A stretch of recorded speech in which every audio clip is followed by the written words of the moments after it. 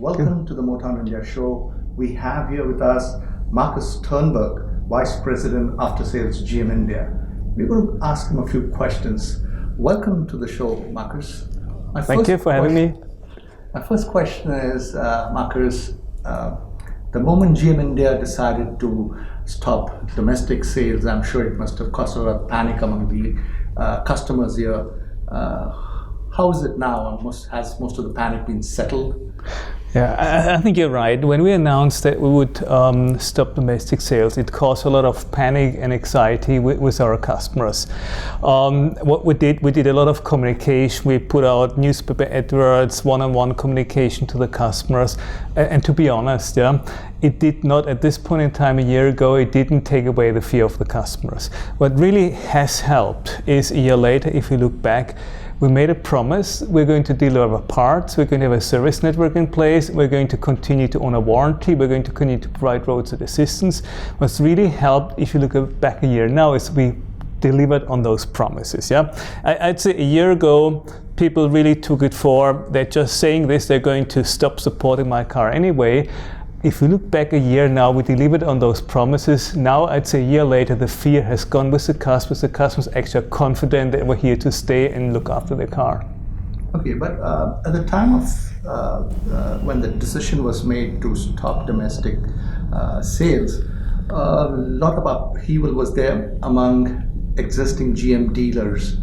How has it been since then? So when you say you're providing after sales service, are these people new, or are these people the ones you had in the past? Yeah, what actually worked extremely well is that nearly all of our existing dealers stayed with us until December 2017. So the announcement was made in May, and we worked with existing dealers. We said, we want you to stay with us. We offer you the opportunity to provide after-sales service.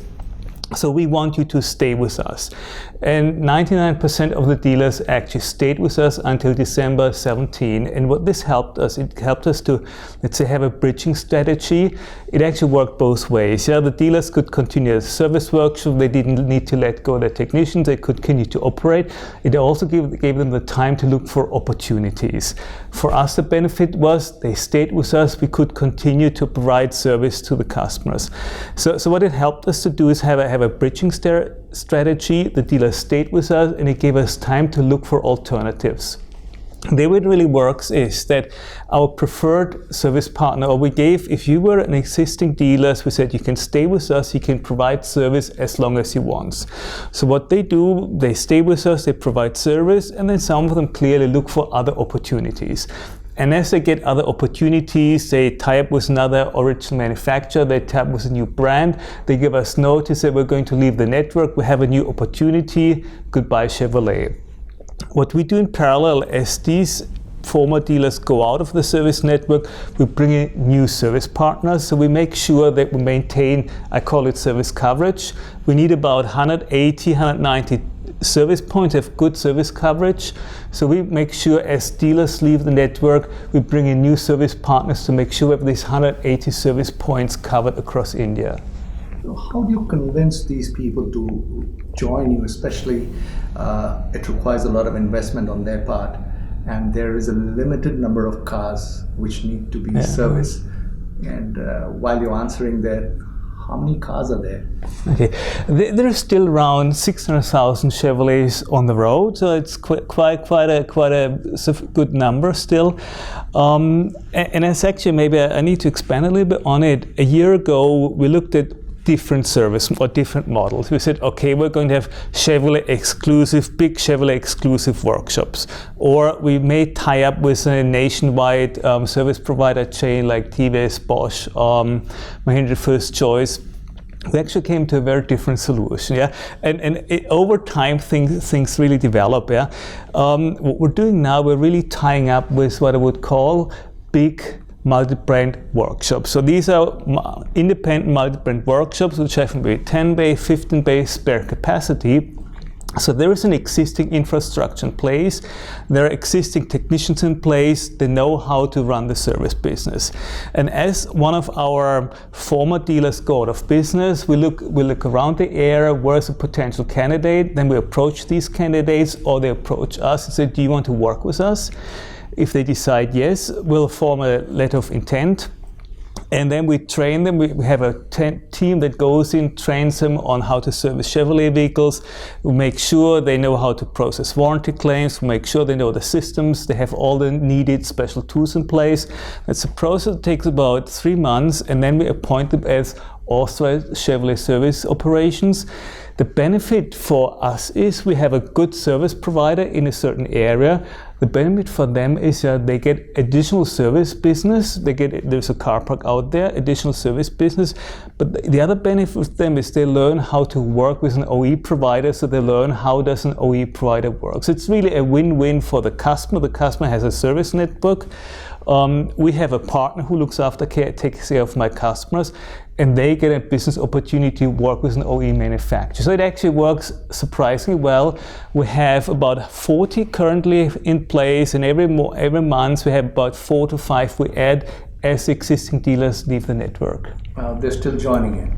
Yeah, so there's still, we have just, if you want to know the numbers, out of the 180 service points we have, about 140 are still the former sales network, and we have so far 40 new multi-brand ASOs appointed, and every month a few dealer gets a new opportunity, joins with another. So as existing dealers go out of the business, we make sure this 180 is like a number. I know I need about 180 service points to cover India. So as dealers leave, we bring this new multi-brand ASO on board.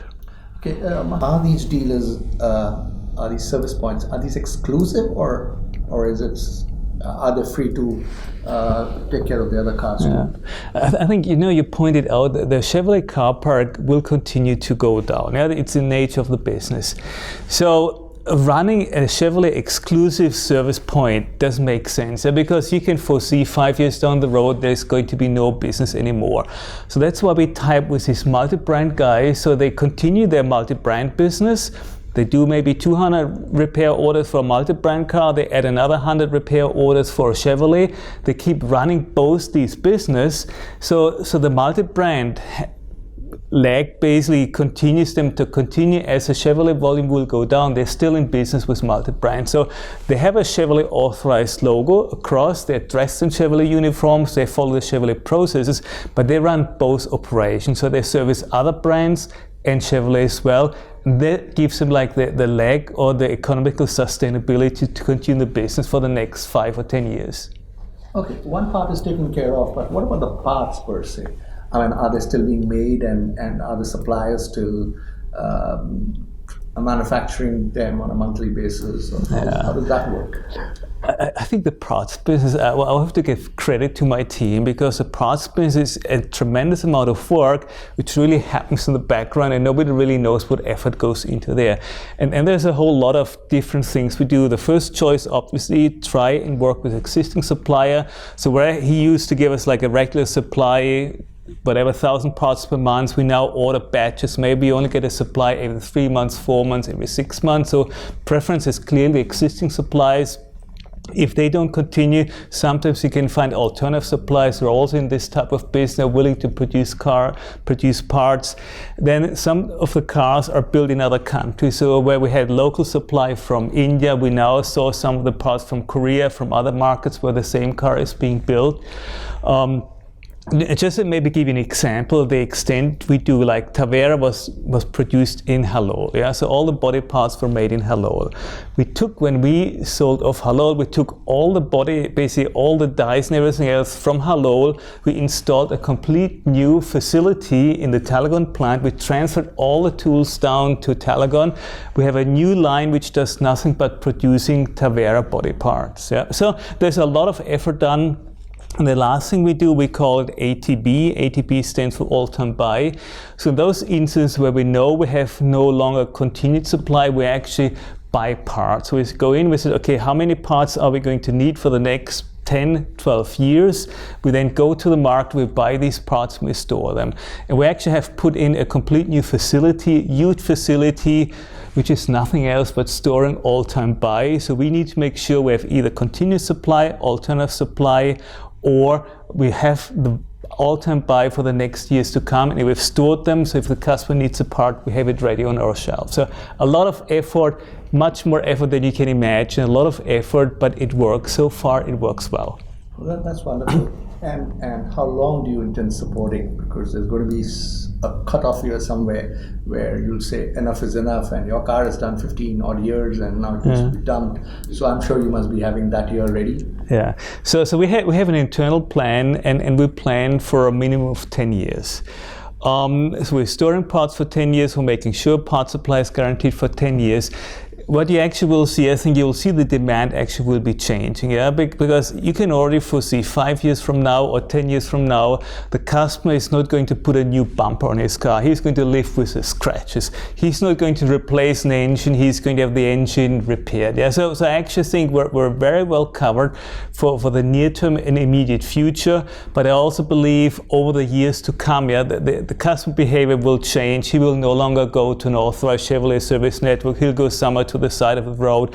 He'll use different parts, you call them second-hand parts or whatever. So everything will change, but as a manufacturer, we'll plan at least for 10 years. And when does the 10th year come into force? So the 10th year from us here, the announcement was made in 2017, so my plan is 2027, we'll still be here with part supply and service network. Wonderful. And Markus, this question might sound a little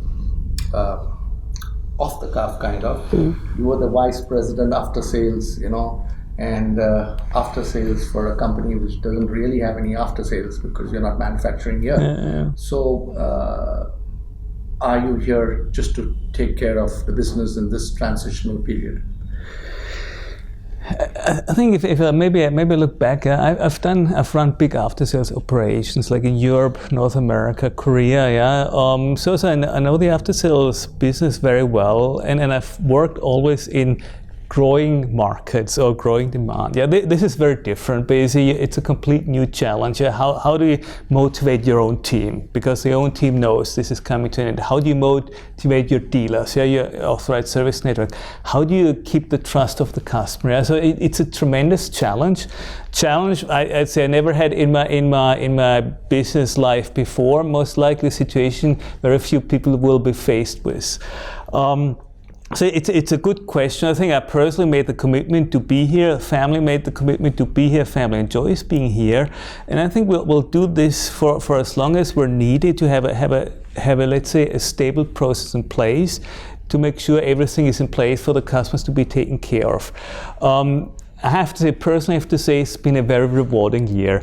A year ago, I felt maybe like at the beginning of the interview, I felt a little bit like the customers. I was afraid, what is going to happen? Is this going to work?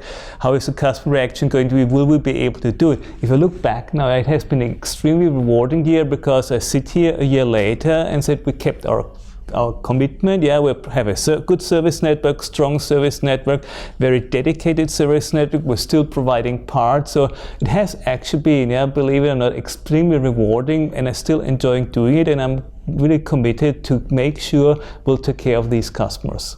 And one last question before we end this interview. Are you relying on any of those e-commerce sites to push your sales, or do you think there's no need for that? That's actually a very good question. We initially thought about it. Everybody moves to e-commerce. Should we also be offering our parts on e-commerce? The fact is that you can put some parts like oil filters easily on e-commerce, but for certain parts you need to have the knowledge. So either the person who orders the parts needs to know very well what he orders. He also needs to know how to fix the part, or the person who sells the part needs to have a very good knowledge. So we're selling our parts through the authorized service operations. we really encourage them to distribute these parts not only in their own workshop, but to go out and go on the markets. We have dealers here in Delhi, for example, who distribute parts nationwide, yeah. So, and they have the knowledge to make sure the right part goes to the right person. So we looked at the beginning at e-commerce. We said we can put up websites, we can ship the parts all across. I now have the feeling with the authorized service operations, with the counter sales they're doing, with incentives we put on counter sales, we have a network in place where I can have parts everywhere in India at any time, I'd say within very short notice, and I don't need to rely on e-commerce, and it works very well. Wonderful. And just before we end, GM is a very big company, and they have shut operations in India in terms of domestic sales. But the company is doing and has done its bit of providing service to all those people who have bought your products. So does that also in a way clear your conscience? You feel you've done a good job and you're doing a good job? I think the decision from Chevrolet to leave the domestic market was based on financial analysis. Where do we best invest our money? I think you've seen there were other companies who left the Indian market. Yeah, I mean, I think Deo was one of them. There's another European supplier who left the Indian market, and they left the Indian market overnight. Overnight, they just got on a plane and they went out. Yeah. So I think for us it was important. We're not going to be like, call it them, yeah, we're going to take care of the customer. So I think in regard of the Indian customer, I have a good conscience. I take care of my Indian customers. We still regard India as an important market for export. We're doing very well on the exporting side. So I think GM as a company hasn't lost the view on India being an important market. But I think in regard to a domestic customer, we're taking good care of them, and we're committed to continue doing this in the future. Fantastic. Thank you very much, and wish you the very best, sir. Thank you very much. Thank you.